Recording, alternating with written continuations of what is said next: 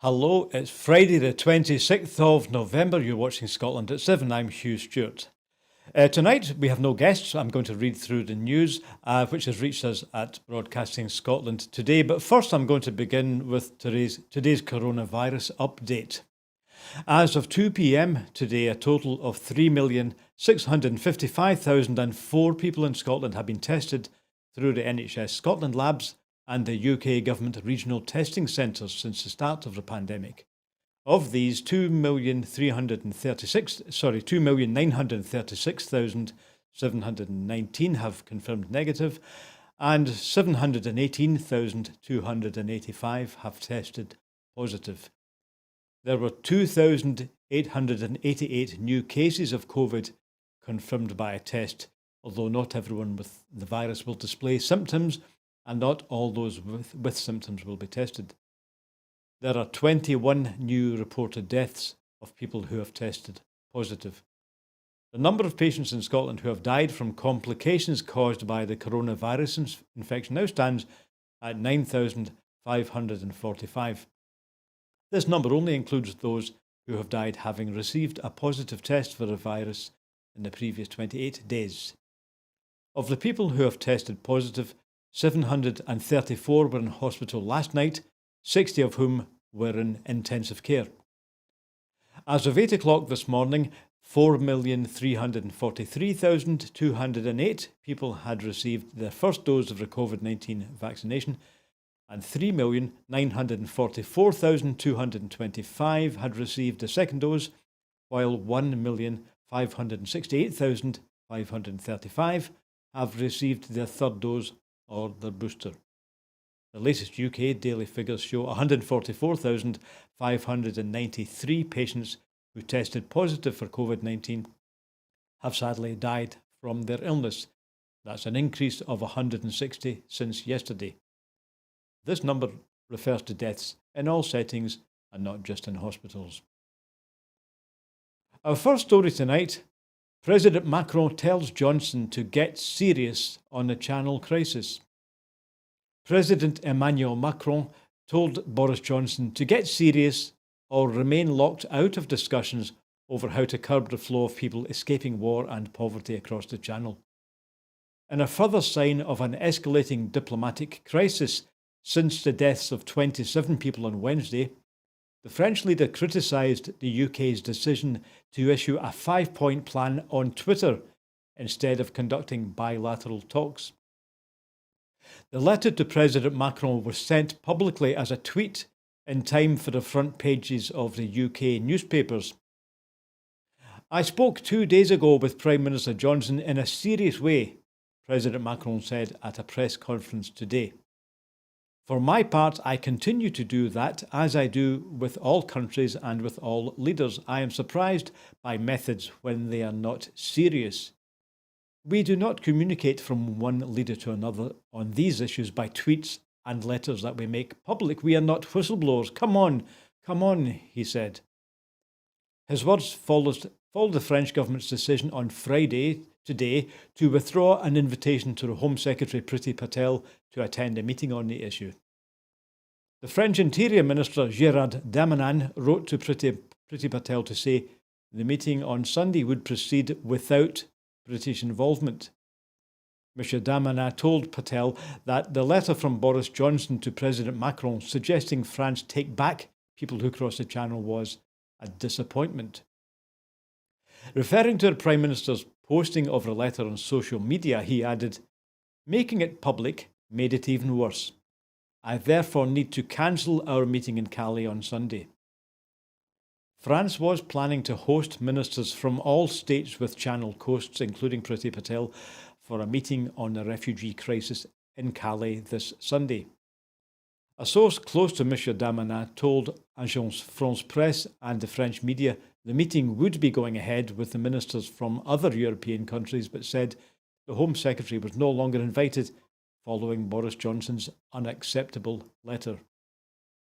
The new route adds to the post-Brexit tensions between Britain and France, with French fishers staging a blockade of the Channel ferry ports and stopping freight entering the Channel Tunnel in protest at fishing rights. In a further development, the head of a UK trade union representing thousands of border force staff has warned that members could be balloted to strike if they are asked to push back boats of people. And further to that story, we hear today that French fishers have blocked 3 ports and the Channel Tunnel access road. French fishing crews mounted a symbolic protest at the Channel Tunnel and at 3 ports in northern France in a day of action against the UK government over the ongoing dispute about access of French boats in the Channel. The fishers lit red flares as they started the protest at the port of Saint-Malo today before moving on to Calais and the Channel Tunnel in the afternoon. Half a dozen fishing vessels blocked access to Calais port, the main gateway to Europe from the UK, in a 90-minute protest, with similar protests mounted in the ports of Ouistreham and access roads to the Channel Tunnel. "We want our licences back," read an English language banner brandished on one of the boats, the Marmoset 2. Today's blockades did not bring traffic to a halt, but were designed as a warning shot against the UK, said Olivier Lepêtre, the president of the Regional Fishing Committee in Calais. He added, "This was a symbolic action, but if the dispute over what they say is the UK's failure to issue the French their full complement of fishing licences continues, they will escalate their actions and show more teeth."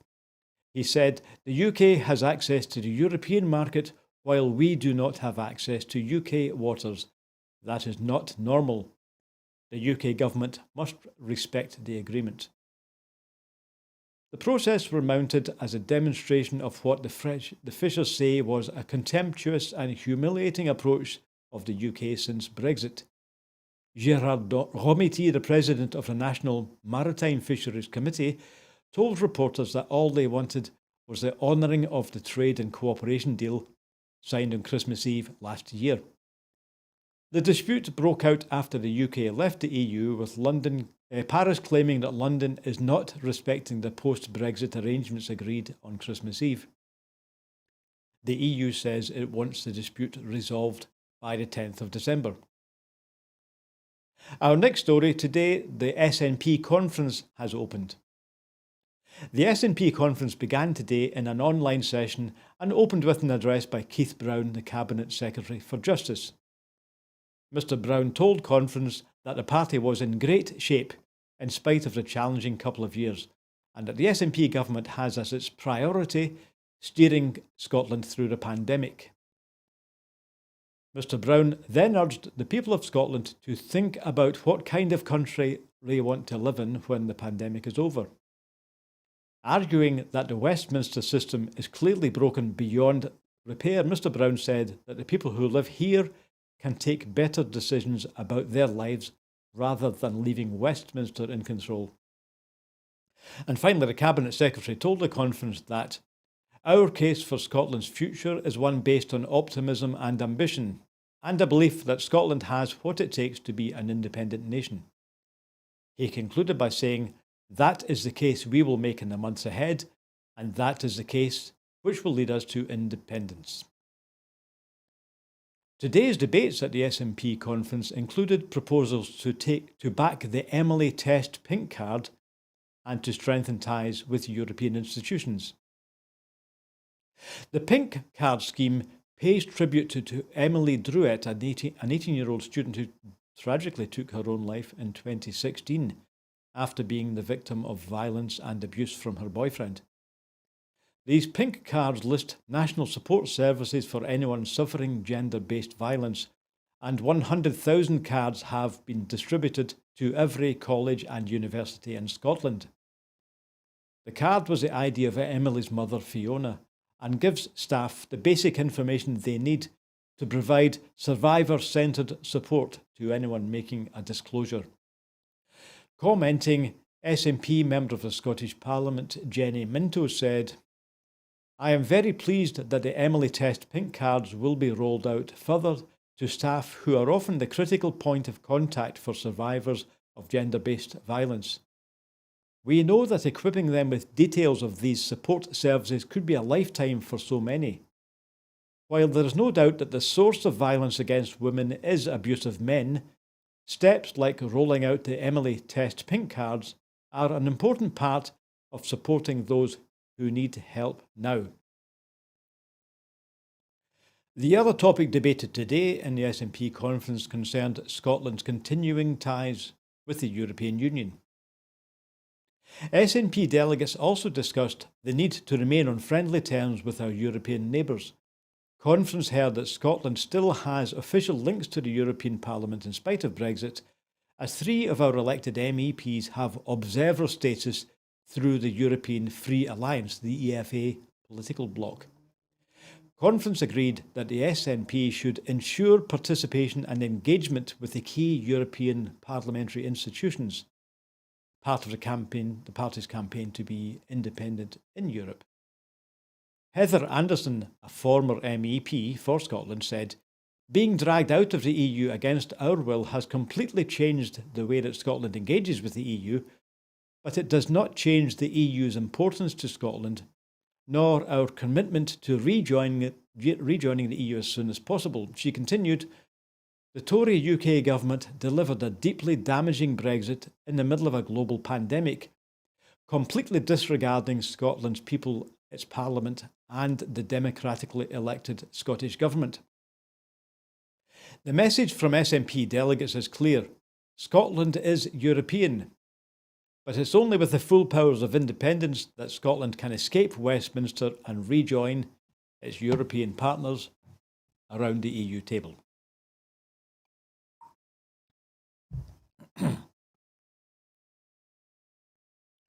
Our next story concerns the UK government's Union Connectivity Review, as it's known. The UK government today published the report by Sir Peter Henney. This is his final report on the Union Connectivity Review, which Boris Johnson has said underlines the importance of better communications to bring all UK communities together. The Prime Minister has particularly welcomed and intends to accept the proposed creation of UKNet, a strategic transport network spanning the entire United Kingdom. It is unclear as yet how much of the Scotland trunk road network currently administered by the Scottish Government would be brought under the control of the UK Government under their UKNet proposals, or whether the funding for these proposals represents additional funding or would be balanced by a reduction in the devolved administration's block grant. The UK Government has invited the devolved administrations to work collaboratively in defining and developing the necessary improvements to Union connectivity. This Union Connectivity Review was launched in October 2020 and led by Sir Peter Hendy, CBE, to undertake how a detailed review of the quality and availability of transport infrastructure across the UK and puts a lot of focus on better integrating the 4 nations of the United Kingdom. Specific recommendations for improvements for connections across the UK include improved connectivity with Scotland. Proposals include reducing rail journey times and increasing capacity on the West Coast Main Line, and conducting an assessment of the East Coast Road and Rail Corridor. A second point concerns improved connectivity with Northern Ireland by upgrading the key A75 road to improve trade and freight and transport connectivity. A third point calls for improved connectivity with Wales. That's improvements to the A55, the M53 and M56, the South Wales Corridor, improvements to the North Wales Coast Main Line, and to rail links from the Midlands and Cardiff. A Scottish Government transport spokesman said, "Transport is devolved to Holyrood and the UK Government should respect that. We will always seek to engage constructively with the UK Government, for example, on cross-border rail and our shared desire for HS2 to serve Scotland. But UK ministers have no role in deciding investment in Scotland's trunk roads." Our next story, the Ukrainian president warns of a Russian-linked coup plot. Ukraine's president has said that intelligence services uncovered a plot involving a group of Russians and Ukrainians to overthrow his government next week. Speaking at a press conference, Volodymyr Zelensky said that the Ukrainian intelligence had picked audio recordings of plotters discussing their plans, which he said involved trying to enlist the support of Ukraine's richest man, Rinat Akhmetov. We have challenges not only from the Russian Federation and possible escalation, we have big internal challenges. I received information that a coup d'etat will take place in our country on December the 1st and 2nd, President Zelensky said.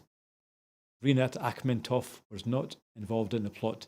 However, President Zelensky said he gave no further details and did not accuse the Kremlin of playing a role.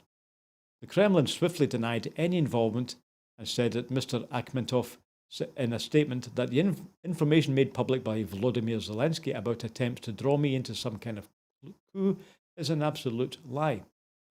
He added, I am outraged by the spread of this lie, no matter what the president's motives are. My position has been and will be explicit and definite. An independent, democratic and united Ukraine with the Crimea and my home region of Donbass. My actions live up to my words. Russia has been building up forces near its border with Ukraine, and the Ukrainian government, the US and NATO have expressed concerns in recent days about a possible Russian attack, a suggestion the Kremlin has dismissed as false and alarmist. We are in full control of our borders and are fully prepared for any escalation, President Zelensky said. He did not give full details of the coup plot. Asked whether he thought the Kremlin was involved, he said, I'm sorry, I can't talk about it. But he also spoke at length in the press conference of a threat of Russian military escalation, saying that Ukraine would be ready for it. The NATO Secretary General Jens Stoltenberg today repeated Western concerns about the build-up and warns that if Russia used force against Ukraine, that will have costs, that will have consequences.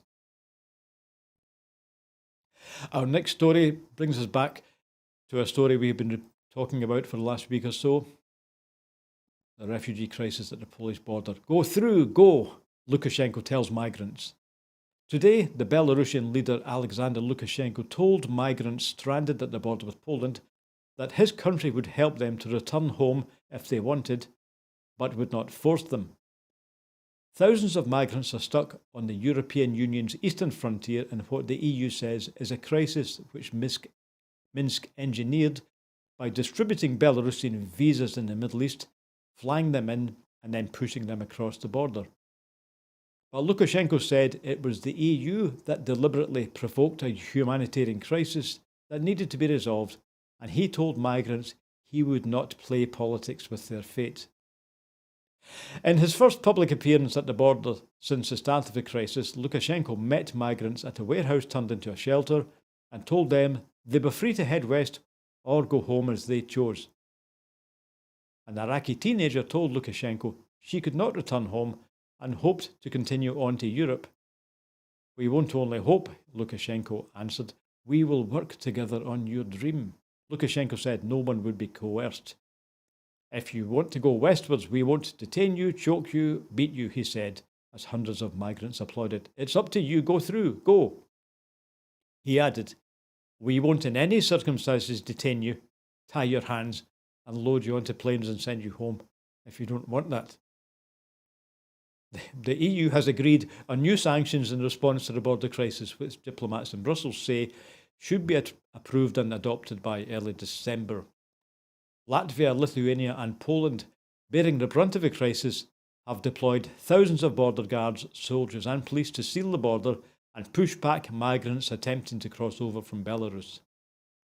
Lithuania said it could close its border crossings if more migrants attempted to cross from Belarus in trucks. Belarus has begun to fly some of the migrants home, but has said it is waiting for an answer from the EU on its demand that Germany should accept 2,000 stranded at the border, which the EU has rejected and Germany has denied agreeing to.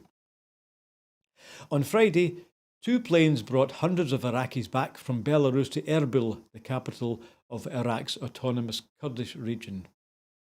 2 more flights were expected on November the 26th and 27th, the TASS news agency reported. Russian President Vladimir Putin, who helped Lukashenko ride out mass protests after last year's election, has also backed Belarus in its most recent standoff with the European Union. Our next story brings us back to COVID self-isolation for all travellers returning from 6 African countries. All travellers returning to Scotland from South Africa, Namibia, Lesotho, Eswatini, Zimbabwe and Botswana will be required to self-isolate and take 2 PCR tests from 12 p.m. on Friday, that's today the 26th of November, regardless of their vaccination status. Managed quarantine accommodation will be stood up to cater for any arrivals from these countries. This will apply to all arrivals from 4 a.m. on Saturday, the 27th of November. This decision follows concerns about cases of the emerging B.1.1.529 variant cases in South Africa, the south of Africa, given concerns over a high number of mutations and the effectiveness of vaccines against it. Anyone who has arrived in Scotland from any of the 6 countries in the previous 10 days will need to enter managed quarantine in a hotel on arrival to Scotland and will need a day 2 and a day 8 COVID-19 PCR test, regardless of their vaccination status. The Cabinet Secretary for Net Zero Energy and Transport, Michael Matheson, said, "International travel restrictions are necessary to protect the greater public health. While many restrictions have been significantly relaxed thanks to the success largely of the Scottish Government's COVID-19 vaccine rollout, we have always said it may be necessary to quickly impose fresh measures to protect public health in Scotland." On COVID again, the first European cases of the new COVID variant have been detected in Belgium. The first European case of the new B.1.1.529 variant has been detected in Belgium, just hours after the UK Health Secretary Sajid Javid warned it was highly likely that the new variant would spread further than where it was first discovered in South Africa. Belgium recorded a case in a woman who has recently travelled from Egypt via Turkey. The case was identified in an unvaccinated young adult woman who developed mild flu-like symptoms 11 days after travelling and had no links with South Africa or with other countries in southern Africa.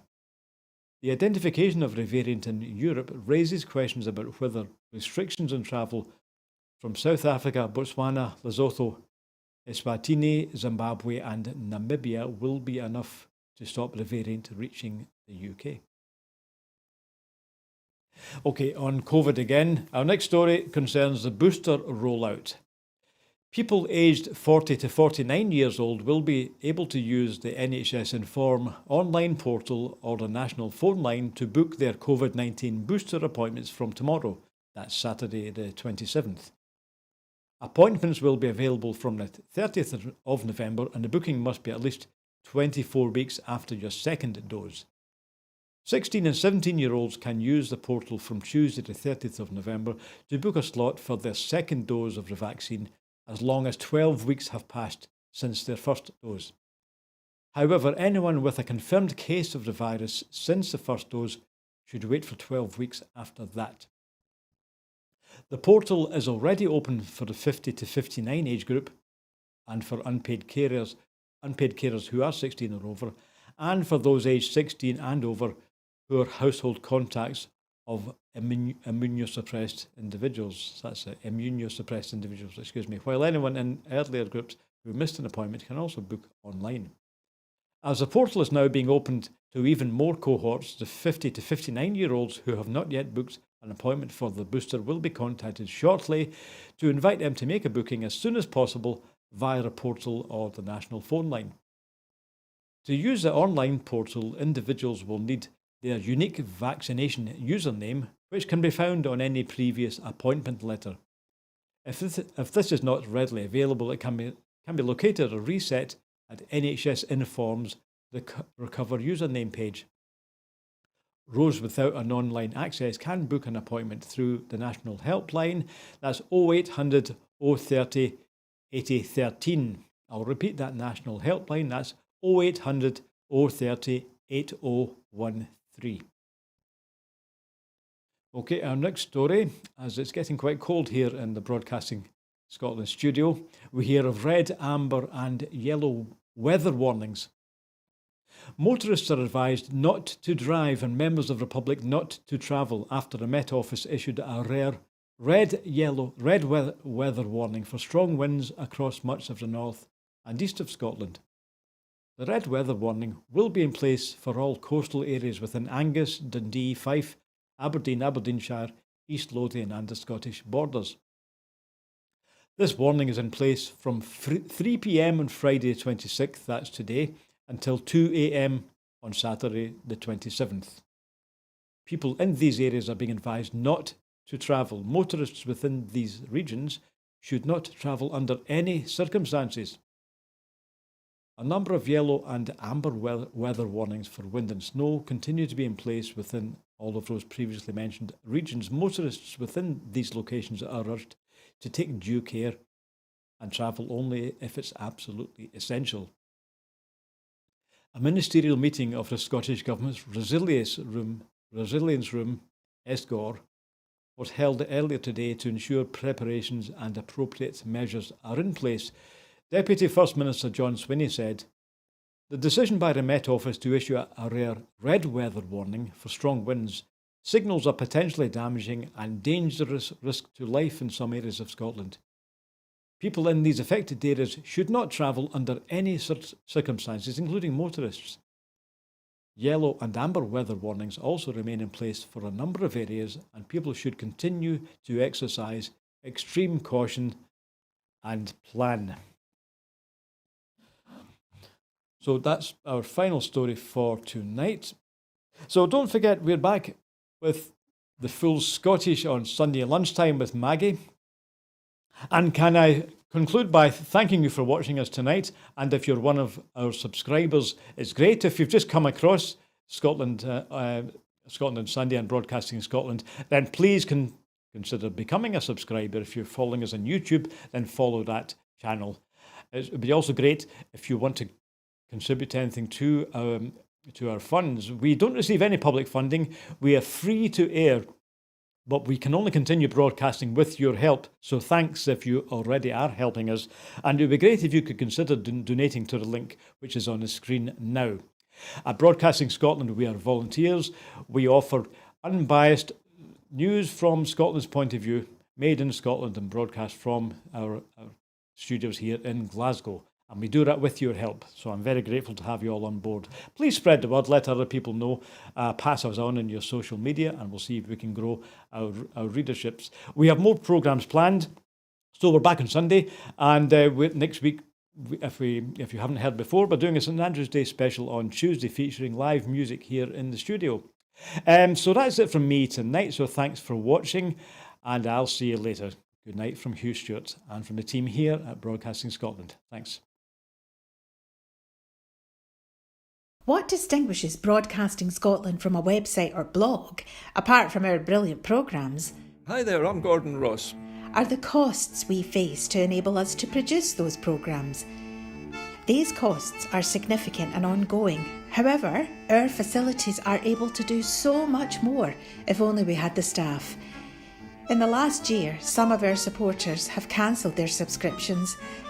In one way, we would prefer it if it was because they didn't like us, rather than it being because of the financial pressures which we are all under because of COVID.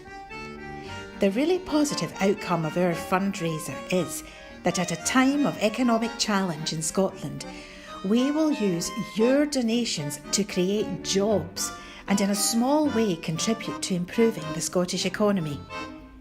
If you want us to be Scotland's independent broadcaster, able to provide an alternative mainstream television platform, then please support us. Scotland is going to be an independent country.